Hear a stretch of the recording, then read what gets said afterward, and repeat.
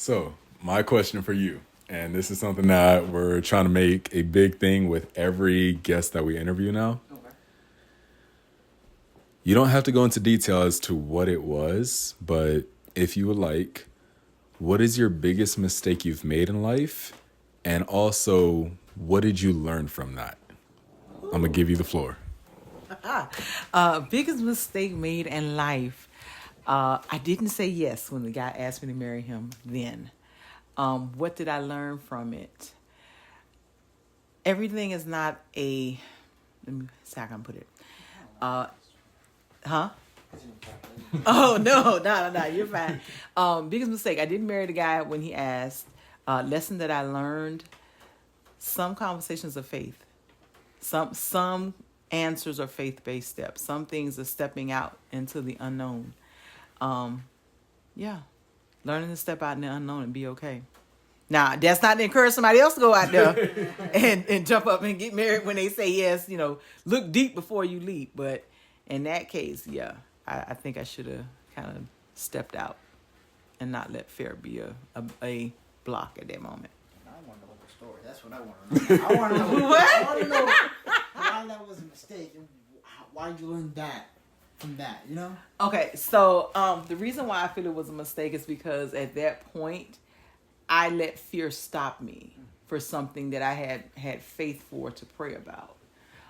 At the time, ages right there, but at the time I was in a lot of transition in life. I was leaving one field to go into another as far as industry and business.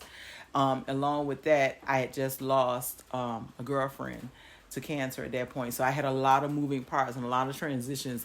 And at that point, I was getting a lot of people at me. And I was just like, I don't really know if I want to tie myself down right now. I got a couple of different people on the field. I like this. This is nice. Right? And at that point, I didn't really think about it. I got caught up in the feel of the people instead of saying who could be truly destiny defined and not distraction. That's what the lesson was for me. But the other part of that lesson was understanding and really knowing, is this in the right timing? Because sometimes we jump out here and we be like, yeah, this the one. But is it the right time? Because you can have the right person at the wrong time, and that is hell on your hands. I mean, like hell. Then you can have the wrong person at the wrong time, or what we perceive as the right time, and that's another level of hell. So I'd rather pick my struggle that's going to help me get to my excelling, not something going to have me going, oh man, I shouldn't have did that. So that's one.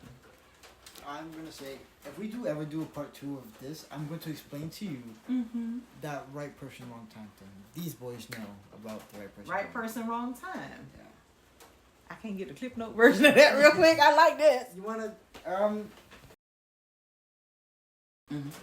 It was bad. But I feel like we were right for each other. Like, overall, I think if we matured and grew, I feel like we can work it out. And we're cutting this. This is not going into. I don't want her watching this. Okay. Okay. But just keep it on record, anyways. I think if what we know now to what we knew back then, before the child, before anything, if we knew now how the outcome would be, I feel like we would still go through it again. I know that we still have deep love for each other.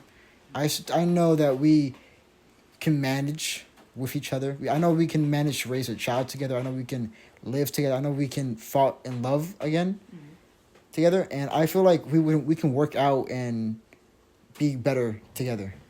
So what I'm hearing is timing wasn't the best thing, and maturity had to step into the building. And I do agree. That's why I was saying earlier, to me, maturity-wise, age was there, but maturity wasn't. And I'm the type of person, I'll ride with you till the wheels fall off. That is me. But I need to know that if I'm going to ride for you, that we're doing this together. I don't need a harem over here. And at that point, they was like this. It was coming out with like pearls and beads. And I had a whole group. And I was like, well, how you asking me to marry you? You got a whole football team over here. So do they know that you're asking me to marry you? because I don't do second best. I don't line up that way. And I don't do side dishes, and I don't do, sidelines. So either we're going to be main or we're not. So I feel when I hear you speak about your case, it's a little different because your blessing is your baby. Not at all. I mean, it is. He is a blessing to the fact that right now, if he wasn't here, I wouldn't even think about her. I wouldn't even be talking to her. I wouldn't even be considered even looking at her way. Wow. I know we put each other through a lot, and it's toxic. It was toxic, and it still kind of is, as Nemo understands that. But I think it's just that we're teenagers. Teenagers are dumb. I'm gonna keep saying this till the day I die. Teenagers will do dumb stuff, and they will grow out of it. And if they don't, then they're just dumb. Teenagers are not dumb. Teenagers make very poor decisions. Dumb. Because we all have made some. Miss Patrice has made a lot. I'm not going to mention any of these to protect the innocent and the guilty all at one time. But I get what you're saying. I think as a teen, we see things very differently. We think we know it all. Because we do, right? We're like, I got this, right? We tell everybody we got it, and then we realize later, I don't got this.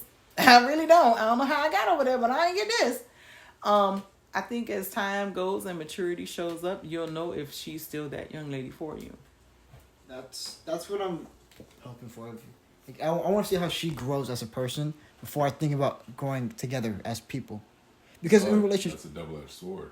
Because you also have to grow. Mm-hmm. Which we know that's gonna take a lot of effort. And again, if there's another part to this, I'll gladly spend into way better details. But like us growing together and growing as a family, not just me and her with Carson, and if I can't grow and she can, then that's on me. If she can't grow and I can, then I would have to look the other way. I cannot be with her. Well, here's the good thing about growth. Growth happens in multiple ways. And I'm going to give you this visual that I think is a really good one. When you see an old, mature oak tree, it has grown in several different ways. It's grown down into the ground for roots. It's grown up for height and maturity. But it's also growing out to expand for what it could actually have capacity for. As you grow, you're going to be like that oak tree. You're going to grow in so many different ways you never understand it. And what may have been something in your younger days, you was like, I'll be okay with that. Later, you might be like, don't bring that foolishness around here. Like, we're growing. And growth is something that you have to realize. When you talk about looking at a family, you're marrying that person or dating that person, not just for now, but who they're going to become. And that's where a lot of people get stuck. Because everybody wants to have the 125 type body, right? I mean, I know, at least for me, I'd be like, oh, he nice. I'd be looking, right?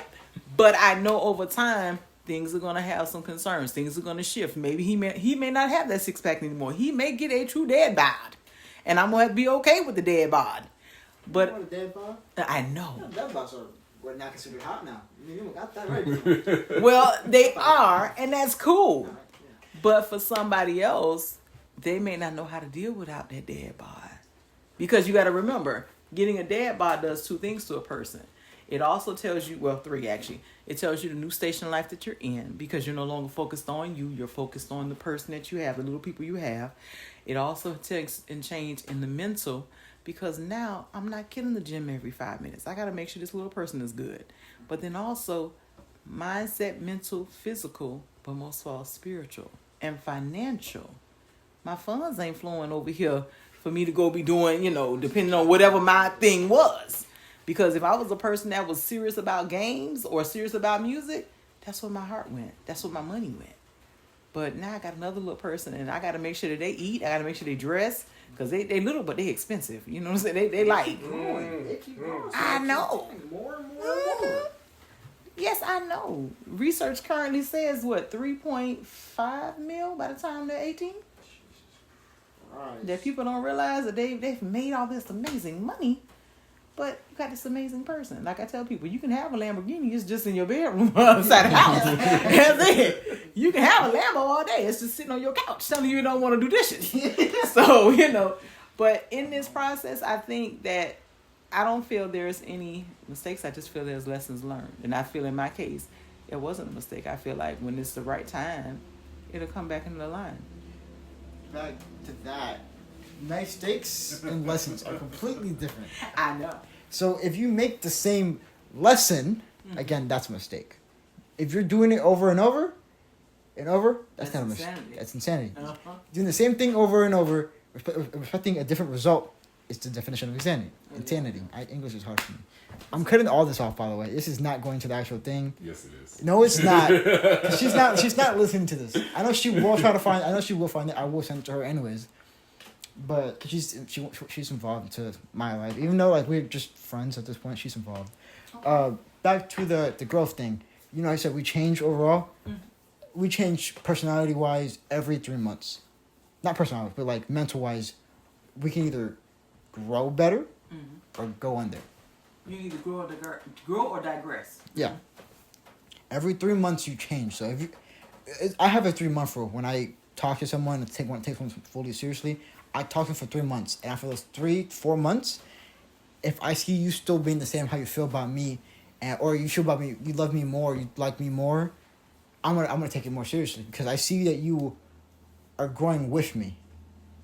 That you actually care about me, and not you 3 months ago cared about me. But you now still care about me. You still put the effort into me, and if I feel the same way, then I'm gonna take it seriously, and I'm gonna make sure that's the road that I'm gonna take with you.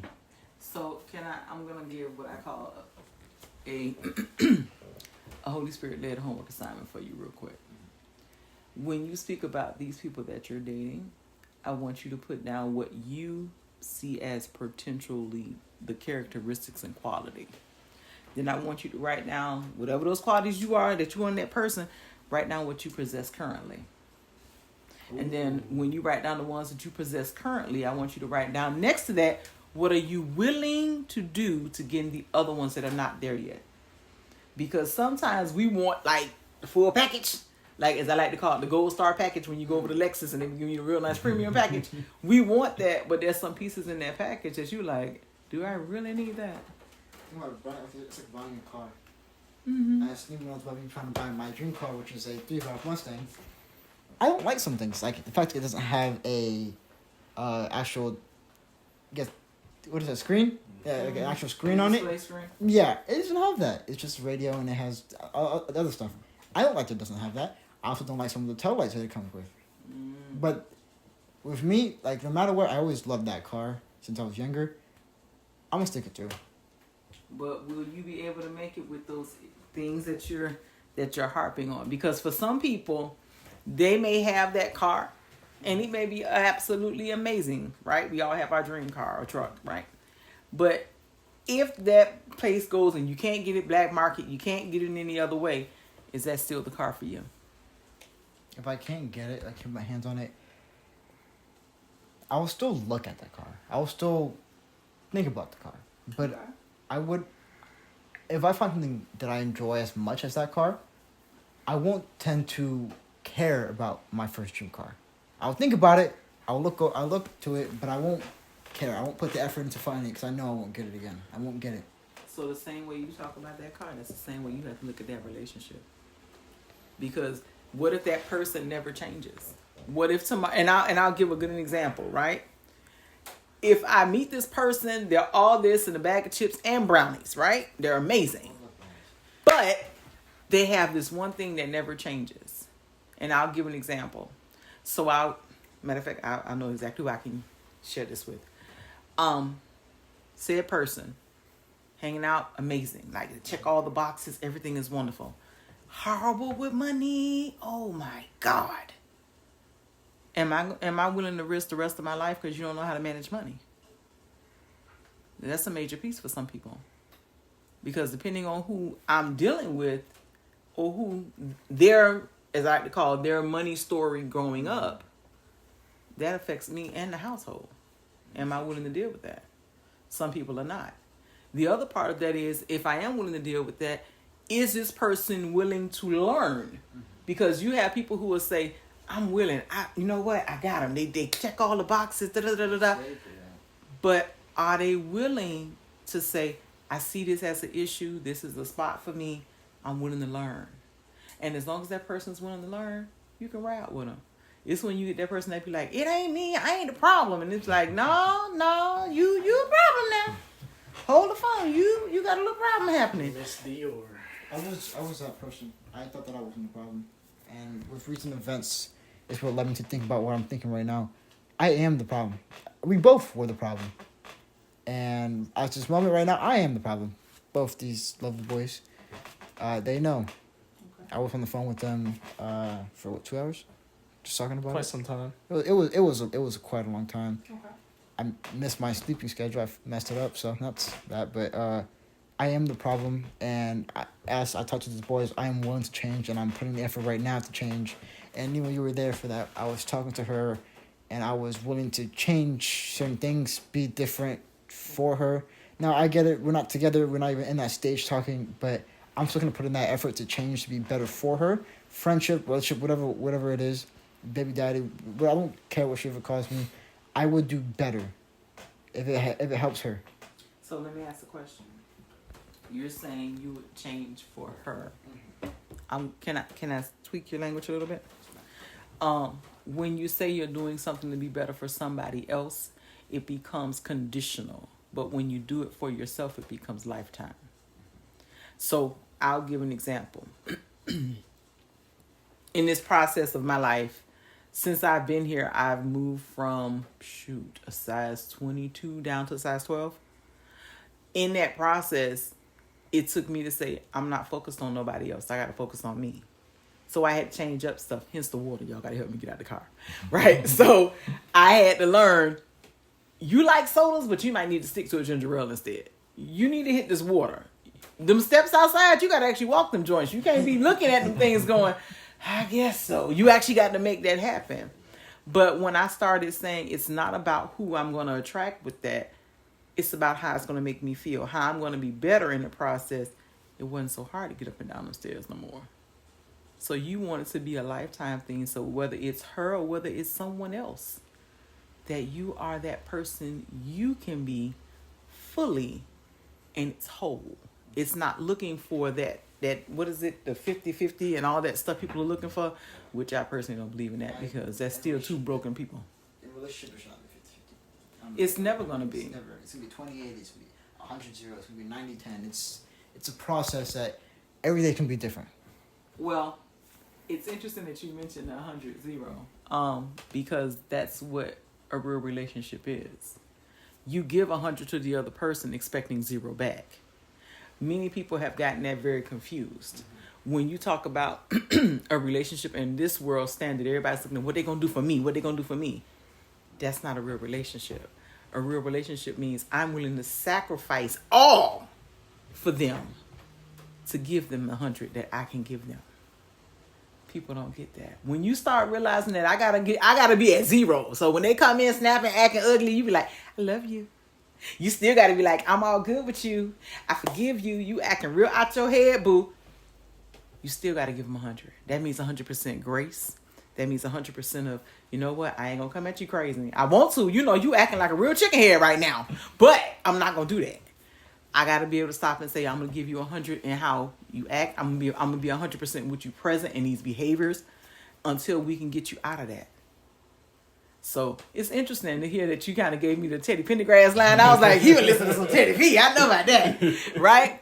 But when you talked about the 0-100, yeah, I think a lot of people have that very messed up. It's truly giving 100% of yourself, expecting nothing back. It's a risk. Every relationship's a risk, and that's how I see it. That's gonna be in everything, whether it's a friendship, whether it's a relationship, even with your parents. You know, I'm out here in Ohio. I'm in Texas. I'm risking my life and my time, and just overall my everything to be out here to help him. I'm risking 100%. He's risking 100% too. He spent thousands of bucks on everything here just to be here and to make sure this would work out, and effort and time, which is. In our friendship, we always put 100% in, and I noticed that, and he has kept me up on my deal, and I keep him on his deal. So I see what you mean. Yes, everything's gonna be 100%. And that's what a pure relationship is. And there is no hidden motives in it. So you're on the right track. As they would say back in the day, in my father's day, rumble, young man, rumble. I forgot. heard that in a movie or something. I don't know. It's an Ali quote. Ah. That's what his trainers used to say to him. Rumble, young man, rumble. Can't you tell my daddy was a boxing fan? You know, you're talking about like find what you're good at, and what you're not. Mm-hmm. I want to go back to that because Blue, when we were shadow boxing there. I'm not good at boxing. I'm not good at fighting. I can fight, but I'm not good at like taking it serious. I'm good at like what's in the moment. Oh, so are you saying you're good at street fighting? Yeah. Okay, street fighting and boxing different. So when he was just posting up, right? I don't know what he was doing. I was like, all right, cool, let's do it. I wanted to just a little joke, and he's like, throw a punch. I'm like, I can't. I'm not good at that. I know I'm gonna mess it up. I know I'm gonna look bad. I tried it before, and I got beat like right there and then. I didn't even get a chance to. When I actually tried to take boxing serious, I got beat right off the bat. Didn't know what I was doing. I tried learning, wouldn't be when I had no one would teach me. I don't know if you're trying to, but Angel, you have a beautiful jab. I want to say this right now. Your stiff jab is amazing. We just lost it. The camera just went off. Oh my god, your phone died. Okay, lovely. Okay, well, We have no footage. I don't know how much left. Let's just keep the conversation going, anyways. You could edit this into the Yeah, video. I'm gonna just throw a screen up. We definitely have to do a part 2, part 3, part 4 like this. This might end up being, it might be an entire series, but Also, just move her down to Texas. How about that? I would not be mad. I know some people that way. That would be absolutely amazing. You got a beautiful jab, Yeah, my man. brother. You got a beautiful jab. I got punched in the face by that jab. That's how I know how to jab. On the But bench. I think for you, once you start seeing all of you, because I'm gonna tell you what I see, and I hope you don't get offended by it. I won't. I promise. So, you ever seen a mirror? Yes. But you ever seen a mirror that's broken in half? Yes. You ever seen a half that's broken and it has the shattered looking pieces? Mm-hmm. You're still looking at yourself shattered. That's not how God created you. You're not shattered. He sees you whole. And you're so freaking amazing. I don't even think you get it. Like, as I'm sitting here talking to you, I'm like, he sees himself. You still see yourself shattered and broken in some ways. Honestly, it's just because of that tragic stuff that I went through in 2020. I can never look at myself the same. Anyone knows it. It just depowered me as a person, not as a man, not as a human, as a person being, as someone who breathes air. I never felt the same afterwards. And hold on, you made me cry. So. Welcome to me. It's okay. We're a safe place here. We can cry, we cuss, we do all that good The stuff. only problem is rebuilding myself has been taking over 4 years, and I don't know if I'm gonna be able to see myself as a whole again. I tried, and I pretended like I have.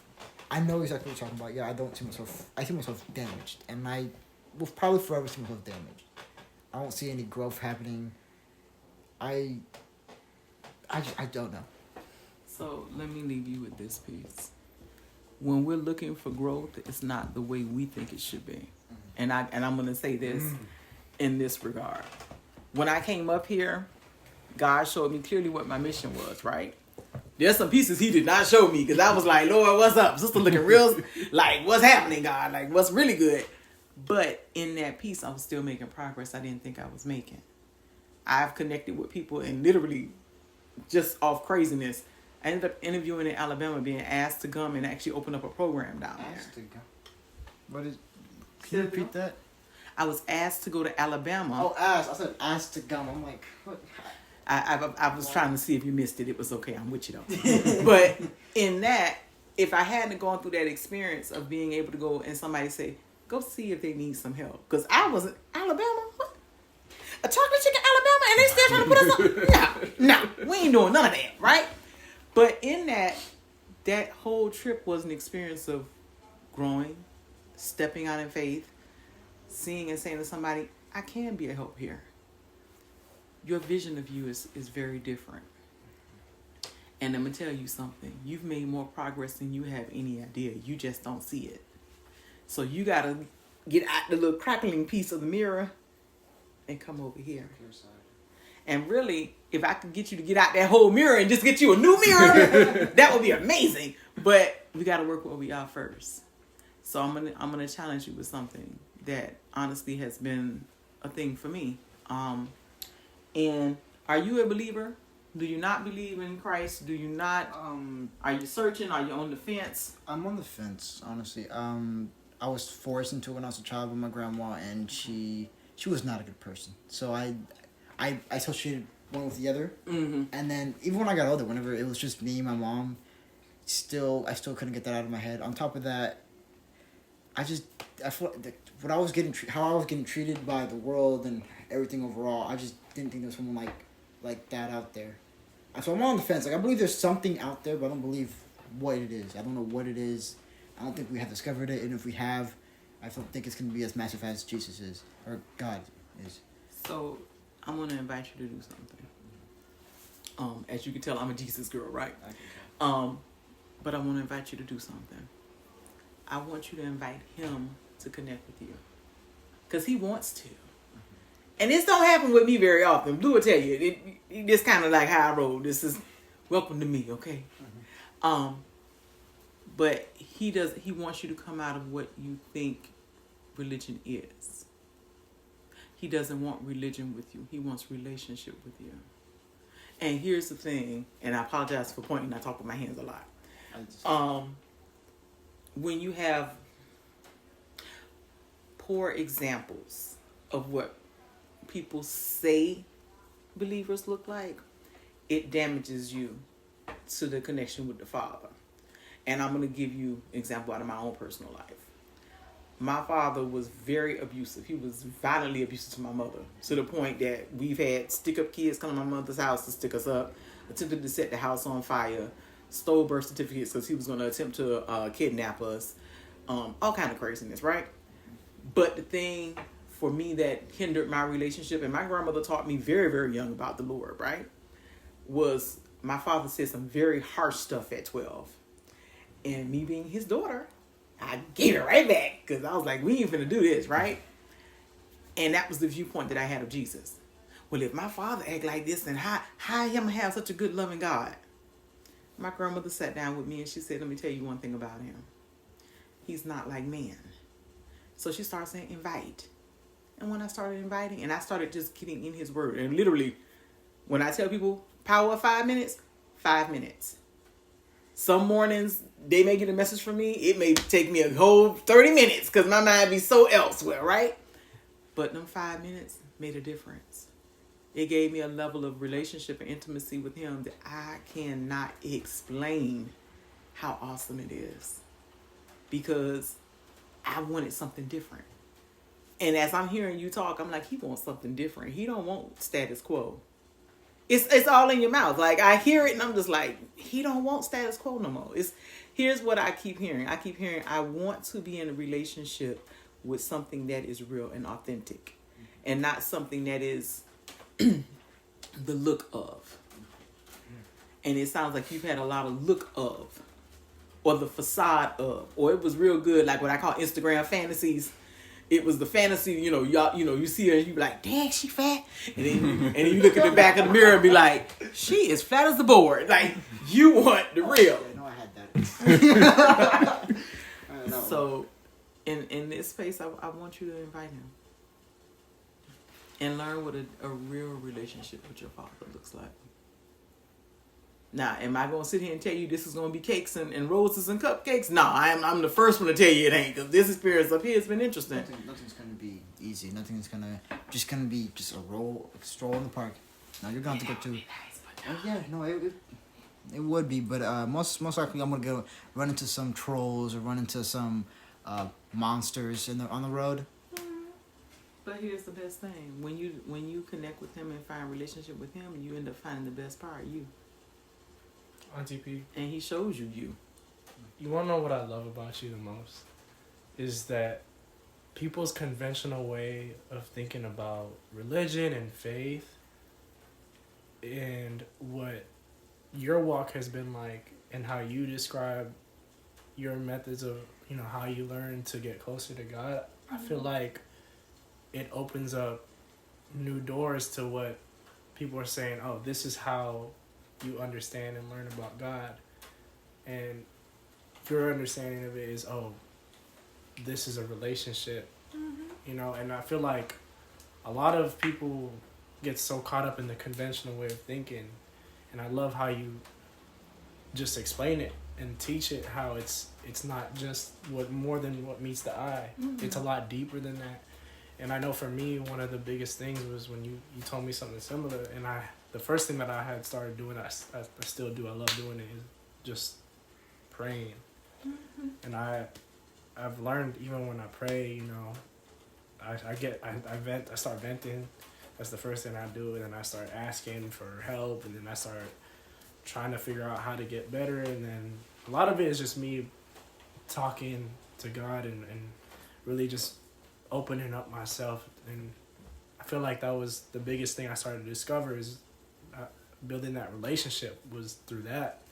Because like Angel, I grew up, you know, with a religious family when I did have them. And I feel like I was brought up in religion, but I was brought up by religion but not raised in faith. And I feel like that was the biggest thing. I was taught religion, but I wasn't taught faith. And I didn't know how to believe and understand in God. I didn't know where to start. And everything that I had known, it was either through building church or through what people said or made out to what God was, or people just told me, look in the Bible, look in the Word, and just read this, or just do this, or just routine, structure, man. It was always routine, structure, something that was just out of someone's mouth, or it was man-made. It was never a connection through God. And I feel like when you had taught me the power of just praying alone, that was enough for me to start building a relationship. And that was enough for me to start understanding that God is a lot bigger than just the Bible alone. God is a lot bigger than just going into a building and it's all of that. Here's the part we don't get, and I think I'll just speak from my experience. I mean, I said we.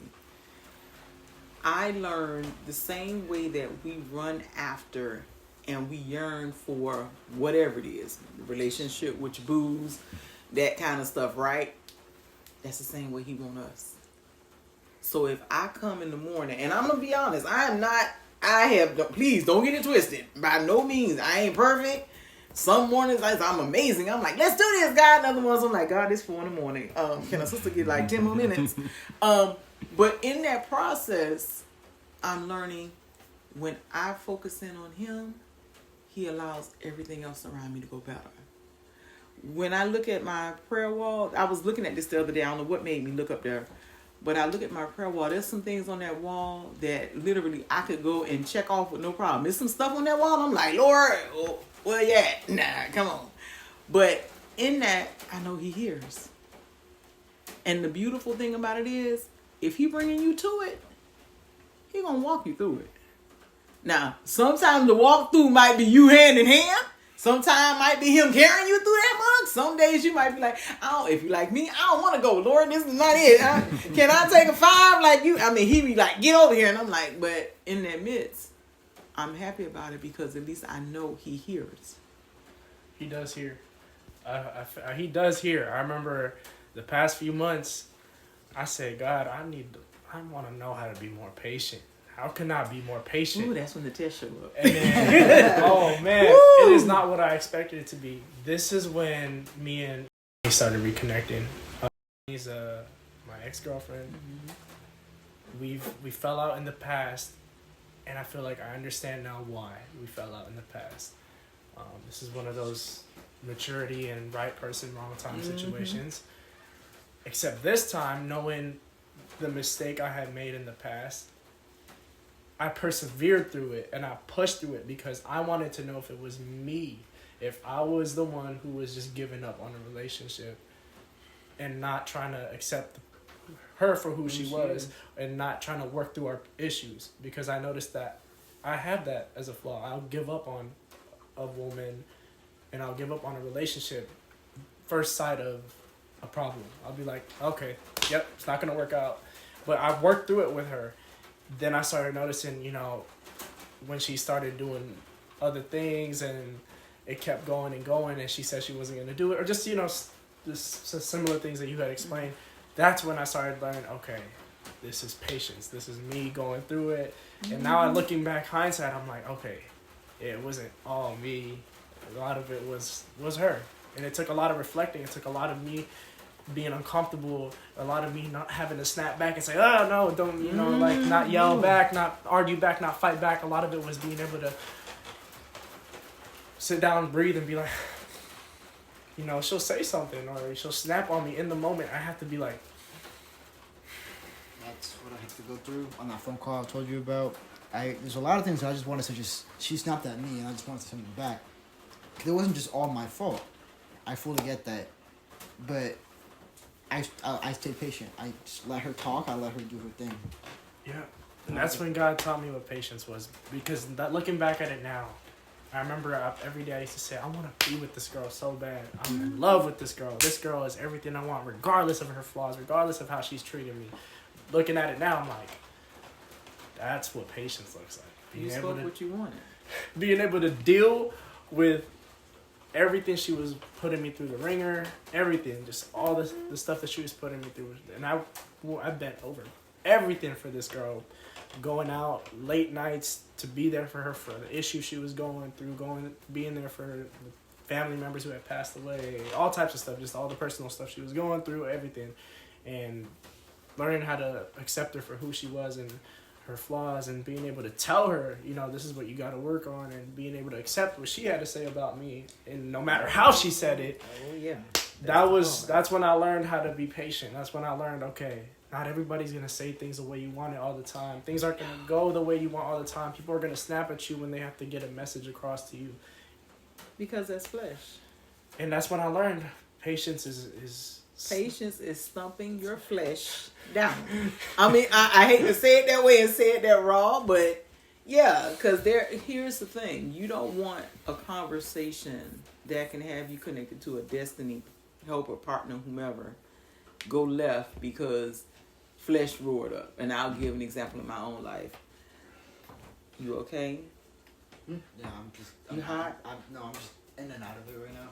I'm thinking about what you said, and I'm trying to go back in my head, go back in time in my head about what I could do to do better if I ever get in the situation again. And I'm just thinking a lot right now. I'm in a phase right now. That's what it is. Welcome to us. welcome to what I do. This is what I do. Good at it. I know. I've been thinking since the first conversation. I need to start getting some people out there. So if you know some people who are in the master's degree program and they want to join on the team, that's what we do. I have a question for you, Auntie P. How did you come up with this whole venting thing, just having a platform for people in general, not just men, but how did you come up with a platform to just know that venting was just an important thing before counseling? I feel when people talk about venting, it's a step for people. How many of us have gotten to a moment where you be like, I could just kill this person, right? You don't really mean you gonna be like, I'm gonna be at your front door with this knife, right? But you just need to get that off your chest. And I think a lot of times people jump to therapy as the first thing when honestly some stuff is just having that conversation to get it off of your chest. Like you spoke about earlier, there were some things in the process that if you could have got those things off of your chest beforehand, it wouldn't have took you to those levels where you needed to go to that deeper level. And sometimes it's easier to kind of deal with stuff, as I like to call poolside first, before you jump into the ocean. Because you may get into counseling, and counseling, I'm all for it. That's what I do, right? But sometimes if I can deal with something over here, poolside first, I mean, I need to go dig up anything else, unless that's what that person needs. Because I don't want to be that therapist. I don't want to be, let me correct myself. I don't want to be that consultant. Hello, God, new title. I don't want to be that consultant that digs up something in someone that makes it worse. I don't want that. Because everybody may not need a deep dive. You got to know for yourself, is this a deep dive or is this a venting piece? And I'll be honest, I think starting with a vent session will let you know if you're ready to go into counseling. Because for some people, I can come in here, we can talk about this, we good. Some people, when you start having them conversations and they be like, and let me tell you one more thing. And you be like, you know what? Let me get you set up with some intake paperwork. Then we can talk about that. Because I do believe venting comes first. Some people need that piece. There are many days I wish I could have went and vented about some things for people first. That I could have been like, this is what's happening. I need to get this off my chest. So it didn't become something else. Just like when you talk about cancer. Cancer starts with one small cell. But if I let it sit there and keep growing and keep growing and keep growing, after a while, they're going to be like, we got to do a whole setup, a whole surgery, right? Same thing. Start with the small piece first. Do the venting first, then get into the counseling if you need it. And you just use cancer as an example. That got me so off guard. Yeah, you use cancer as an example, and that made me understand it a lot more. Mm-hmm. I know for me, I just wanted to be heard. I don't know if other people can relate or not, but venting for me is I just wanted people to hear me and understand me, especially with the way the military was treating me. I wasn't feeling like I was being heard. And Nemo knows how they were treating me. I felt like I was being taken advantage of. People were misunderstanding me, treating me based off what they thought, who I thought I was because of my background, how I looked, how I dressed, how I spoke, where I was from, and they treated me some type of way based off of that. And you know, I would get certain remarks like from a supervisor, because I was very into sneakers. He would make a comment. He would say, "Oh, Blue, you have you have thug-like tendencies, because you like shoes or Tendencies because you like shoes. yeah, I was into sneakers. I was a sneakerhead. So he said I had thug-like tendencies. I had tendencies, and he would say stuff like, "Oh, you dress like a rapper. You dress like," he would say stuff like that, or he would make remarks just about who I was. Oh, you're from Crenshaw. You're from Los Angeles. You're.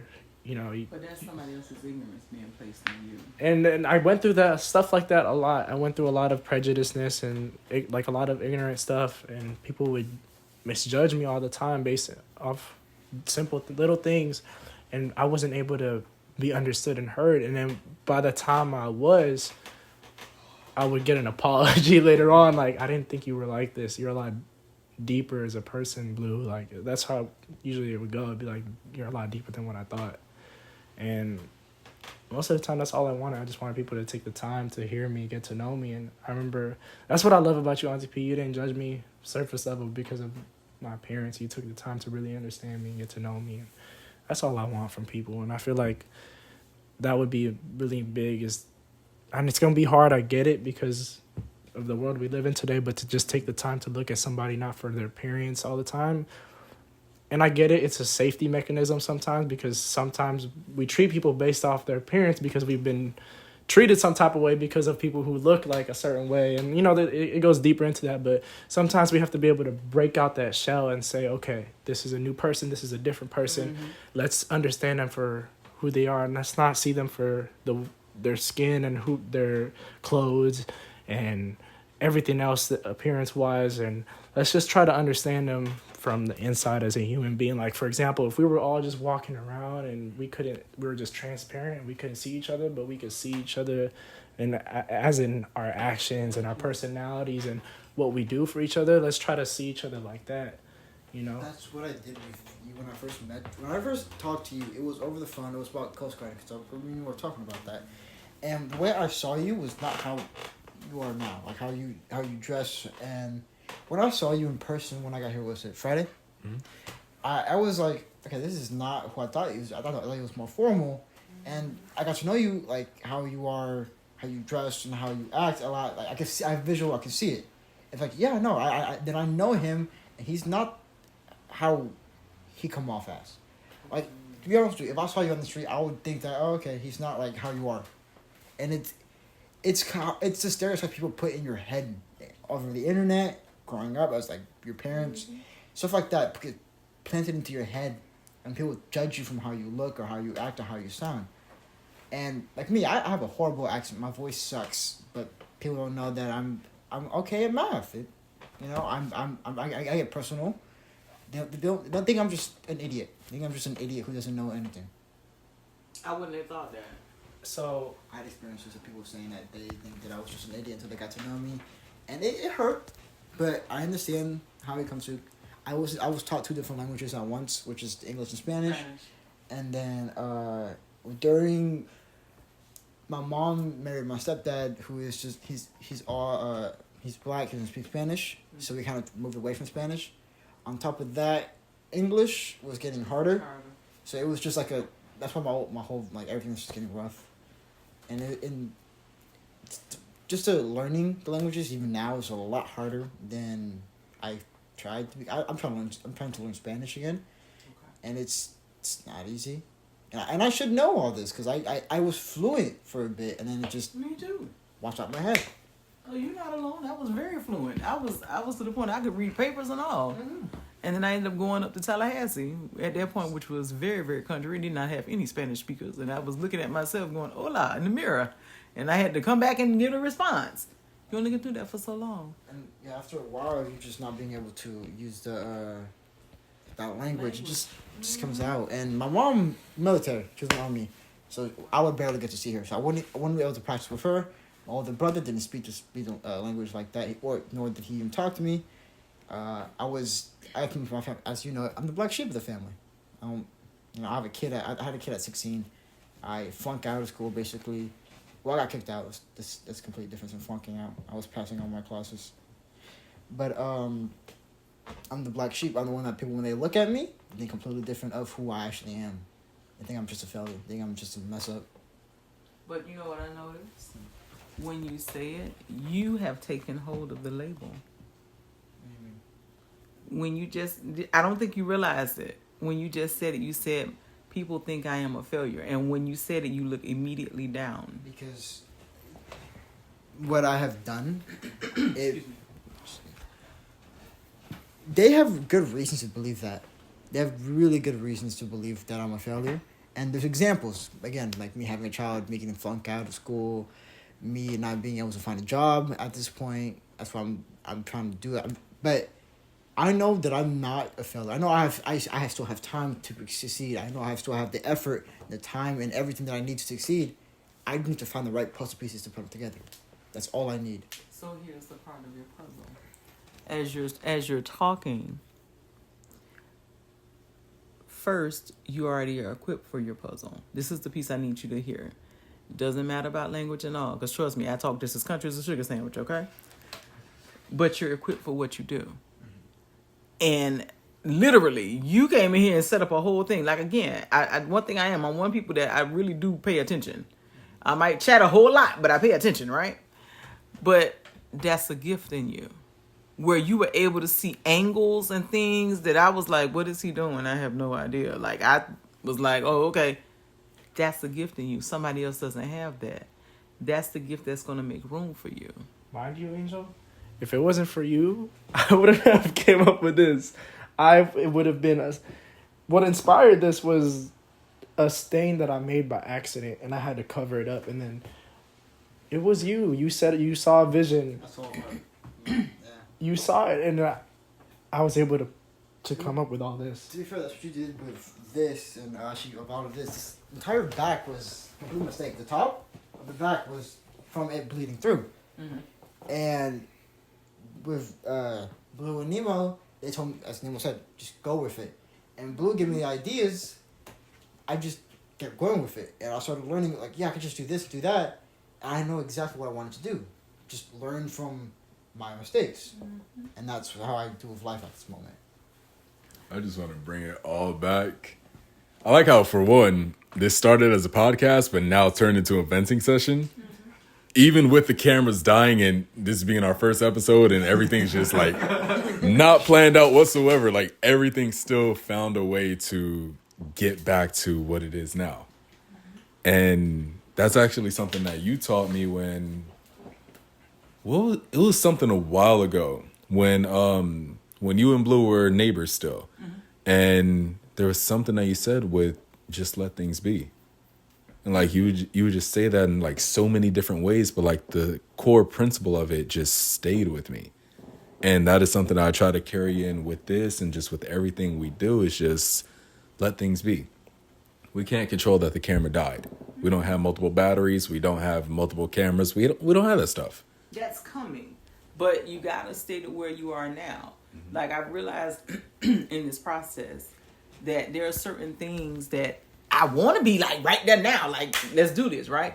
But certain things in this process I got to grow with. Right. I got to learn. And I think a part of it is society has done, and social media especially, has done a very, very sad and dissatisfying job of telling people, be rich overnight, do this or that, instead of saying, let me show you what this really look like. Like, I look at Tabitha Brown, who everybody's not calling her America's Mom, with her. People see her story now and she's blown up. Like, she's everywhere. She's in Target. She's doing all this great stuff. Amazing. They didn't see the 25 years before that. They didn't see when her and her husband were literally down to one income and she's walking with 2 babies to make things happen. They didn't see when her husband was on the police force, hating his job, literally hating this because he was locking up Black and brown kids and Latino kids. People tend not to acknowledge the bottom of the barrel. They see you as mold when you're at the bottom of the barrel. But once you succeed, they see that you are the top of the barrel. They kind of get you off. Well, that's the problem, though. Yeah. We don't show that. Like, I'll give an example. When you look at other ethnic groups and other, I shouldn't say ethnic groups, but that's the right word. When you look at other cultures, let me put it that way. And I'll never forget this. There was a young man who owned the cleaners growing up where I was. He said, what people don't understand is, you see me here. He said, but you didn't see me in the rice fields. He said, and what people don't get is, this took steps. We don't like to tell people the steps.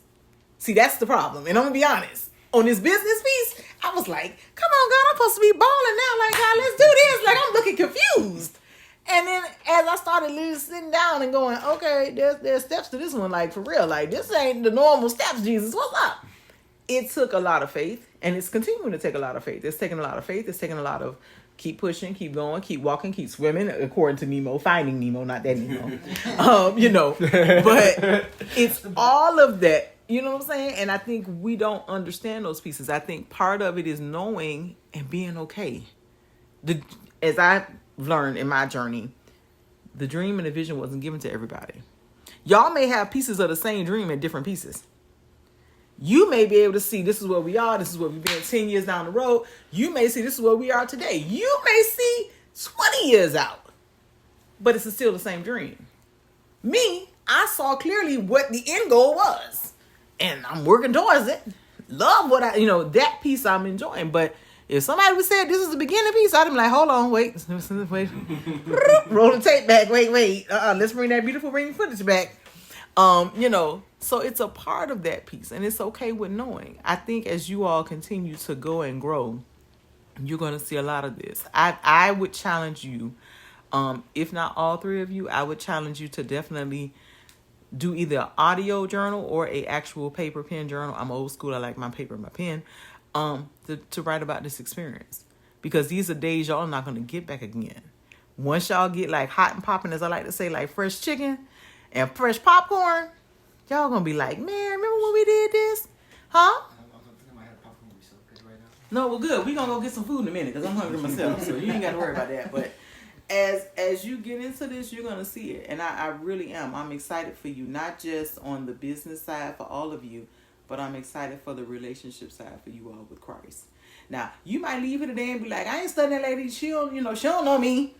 You might be like, I'm going to do what I want to do. But I'm telling you what I see is I sit here and literally it don't, Blue will tell you, I don't sugarcoat nothing. Angel, I'm actually happy you came down here because you re-sparked something in me that I forgot. And I brought it up a little bit earlier. The way my supervisors look at me, I remember when I was younger, I used to turn bad things into good meanings.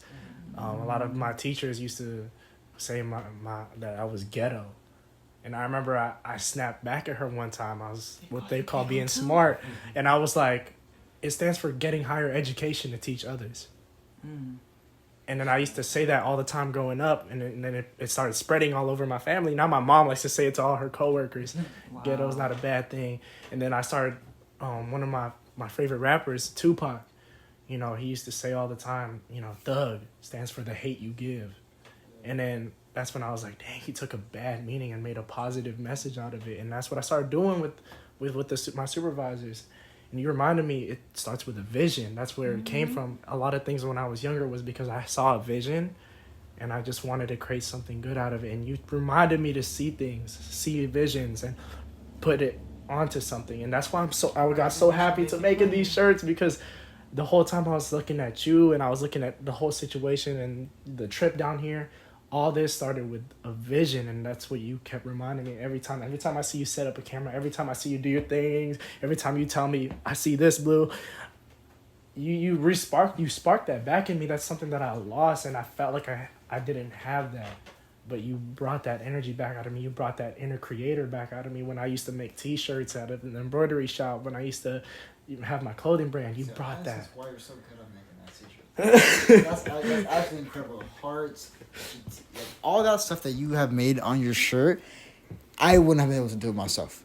And it's impressive. I love that. And I like it's so simple and so small. Like, just the love part. No one's going to notice that. Like you said. That's your phone. Is it? Huh? You need to charge your phone. Oh, no, it's 70. I charged it this time. I want to hear nothing from you. It's always dead around him, apparently. That's okay. Welcome to my life. We're doing better. So, y'all sure y'all want Taco Bell? I'm not sure. I don't like Taco Bell. Let me explain that. Let me explain what you did to me. So, I always had a bad kidney. I noticed that when I was younger. I had asthma. I had more lungs, but just overall, my left kidney was not the best. And we went to K1. K1 is it's a go-karting place. It's just it's like a F1 driving. I'm familiar with him. His idea. Okay. It's his fault what happened to me. Okay, I'm kidding. I see. To be fair. Wow. All real. So at this one turn, I was trying to go around this person who's going in front of me. I was trying to beat my time, my best time. I was this close to doing it. This close. Huh? This close, man. I would have beat his time too. In that process. But I was coming out, and he was behind me trying to get over me. I'm trying to get over them. Mm-hmm. So when he gets over me, I'm assuming, I can't see behind me, right? I'm assuming I'm going to go over. I was trying to get over that person, and I'm pretty sure he wants to speed up. And did you hit me? Or did she speed to the left and then you hit me? So, before he continues his part, from my point of view, okay, there was I think she was doing like 50-second laps. So she was about 20 seconds slower than everyone. So we lapped her 3 or 4 times at this point. Which is 20 seconds is it's not a short amount of time. It's a huge amount of time. Yeah. With Angel, I want to say we were coming up. We were about to lap him. But yes, he was keeping up with us. But he got held up by her to a point where we were able to catch up. Okay. I'm in the battle for the lead. So the only cart I see is the cart in front of me. I don't see anything else. Like, I'm in the zone. Everything disappeared. I was looking at the leader. Okay. So we are within like 2 to 3 car lengths. Okay. So he is all I see. Everything else is blacked out. Like, that is everything I see. We're going into the turn. I see him go wide. I'm like, why is he going wide? And for that split second, I lose my focus. I see the slow cart right there. And then Angel was going around the slow cart at the same time. The dude or the leader, he got around no problem. I'm trying to follow him through, but now I'm like, I lose my focus to the point where all I could do was spin the cart out. Angel was there. We smacked into each other, spun the other cart. It was just all horrible. I was hit to the left side wall, which messed everything up here. Yeah. And then I was hit to the right side wall, which did some damage here, but it wasn't as bad as the left side. I still continued though. It's this close to beating his time. That's close. I'm proceeded to beat his time the next time. And he had a new time, which I couldn't beat now. You're top 10, right? Still holding, yeah. There's Nemo, the only car guy. No. I'm this close to beating him. I promise you. Let me lose 10 pounds. He's gone. I topped it even more. I'm at a 32.5 now. Okay, let me lose 20 pounds. Because he lost a lot of weight. If he lost down to what I have right now, which is a 150, he would dominate. He knows the track. He knows how that cart works. He knows if he gets a good cart and he loses weight, I promise you he is top 10 in the country. Wow. That's a big statement. And I mean it. I mean, you put the effort into actually grinding out the thing. I promise you can just... That girl, the guy you're trying to get with, your boyfriend, you're going to be better than him. That's a whole different story. That's another story. I feel like I'm in the middle of a lot of stories. I'm at real quick. One last thing just to wrap it all up, because this turned into like a whole venting session and we went completely off. For the people, how can they get in contact with you? And just get involved with the 3S movement. So you can connect with me at info@3smovement.com. You can go check out what we're doing in the community as well as mental wellness services. In addition, you can actually call me at 216-356-1031. And you can always check out and see what we're doing for monthly workshop events. We have a workshop coming up on May 30th, the intro to the Power Up movement. That's on that Thursday, I believe, at 6. And please keep an eye out for many more. We also have burnout recovery groups that will be offered as well, support groups. So you can find us. We're out here. We're just trying to get seen more. So please take this and share it with some friends.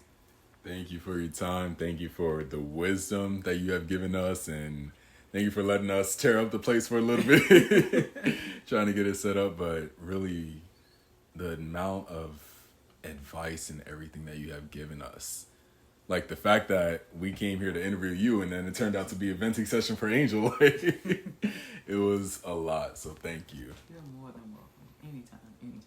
And if you guys have any more questions on how to reach Patrice and the 3S movement, please feel free to follow at Grind Time Global on Instagram and to see more content on these videos and to get in touch with us for any questions or concerns regarding these videos and the podcasts and whatnot. I'll bring the floor back to Nemo and Angel. I just want to say one thing before we go is that you have opened my eyes to a lot. Like as people said, this is more like a whole intervention, a whole event thing for me. You have opened my eyes a lot about myself and my future and my past and what I want to do for my future. And I just want to say thank you so much for that. Something that I really needed to hear, especially what's going on recently with me. You have opened my eyes, and you actually making me cry again this fucking time. I haven't cried since that night, so it's it's been like a week or two. So. So again, thank you. And I hope maybe one day I'll be able to impact you the same way you impacted me. You have. You just don't know it yet. We're going to put you to work. That's all. We're going to put you to work early. That's all. But I really am. I thank you all of you gentlemen from Blue, Angel, and Nehemiah of Grind Time Global. I thank you all for coming in and taking the time to chat with me today. And help me get my little, online presence moving. Because, woo! For those who were there, definitely I need y'all to check out and connect with me on our Good Morning Sunshine, where I share a positive word every morning. Check that out right now. Again, thank you for everything. And yeah, don't got much more to say. I think we can cut now. I think we got that.